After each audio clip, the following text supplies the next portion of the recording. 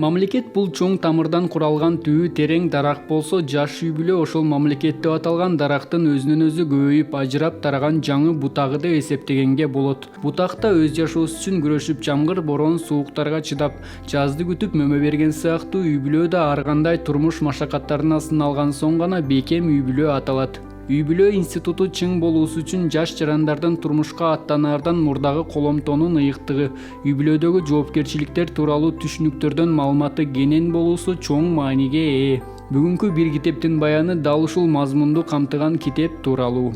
Мына китеп Чыныгы сүйүү никеден кийин деген аттуу китеп болуп саналат. Бунун авторлору Аллабердиева жана Тагайова. Негизи быйыл чыккан китеп. Негизинен бул китептин ичинде азыркы үй бүлөдөгү болгон окуялар, коомдогу алардын жашаган орду, улуу кичүүнүн ортосундагы кыз-жигит мамилеси, ошол темалар камтылган десек болот. Жана да мунун тарбияга үндөй турган жагы эң негизгиси эле биринчиден ата-эне менен баланын ортосундагы болгон мамиле. Бала эле ата-энени укпастан, ата-эне дагы баланын оюн уга билиш керек.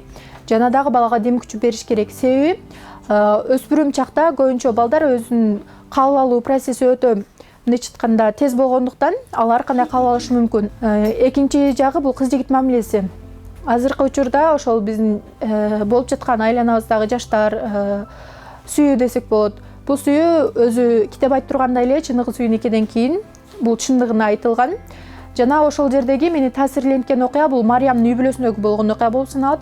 Мариям негизинен окууга болгон дилгерлиги, анын аракетчилдиги өтө жогору. Бирок анын ата-энеси турмушка беребиз дешет. Ал эч качан көнбөйт, бирок ал чыгууга баары бир мажбур болот. Ошол жердеги таасирленткен окуя бул ата-эненин кызын укпастыгы, кызыны зордоп мындайча айтканда турмушка бергендиги ошол аябай жан дүйнөнү өйтөт. Кийинчерээк бирок экөө башкарышкондон кийин чындыгында сүйүү бар. Сүйүү никеден кийин гана деген тыянакка келип чыгышат. Ал өзүнүн үй бүлөсүн жакшы көрөт, ошол кошулган адамын жакшы көрөт десек болот. Окурмандын айтымында китепте бүгүнкү үй бүлө очогун куруп жаткан жаштар чыныгы турмуш башталбай жатып, оюн күлкү ырахат сезимдерге азгырылып, чыныгы коломтонун баалуулуктары эмнеден турарын көз жаздымда калтырып жатканы белгиленет. Мындан сырткары түгөй тандоодо кийинки турмушту ойлоп көп чочулабоо айтылат. Анткени адам өз ыкласын түздөп, эч нерсеге карабай турмушта туура кадам таштап, сабырдуулукту тумар тутканда ааламда ага күзгү сымал иш-аракетте болуп, жакшылык ыролойт. Эң негизгиси адам өзүнүн ниетин түздөш керек, жана өзүнүн сапаттарын оңдош керек. Ар бир эле адамда кемчилик болот дегендей, биринчиден адам өзүнүн кемчилигин көрө билиш керек. Өзүнүн кемчилигин көрө билгенде гана өзүн түздөп кете алат жана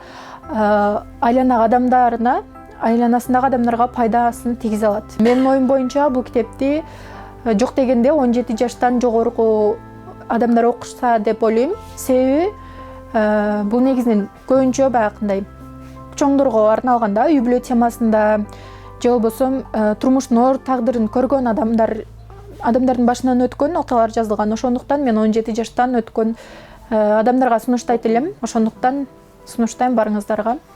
Деги эле сүйүүгө эле каралбастан негизги жашоодогу ордун таап билүү ошол.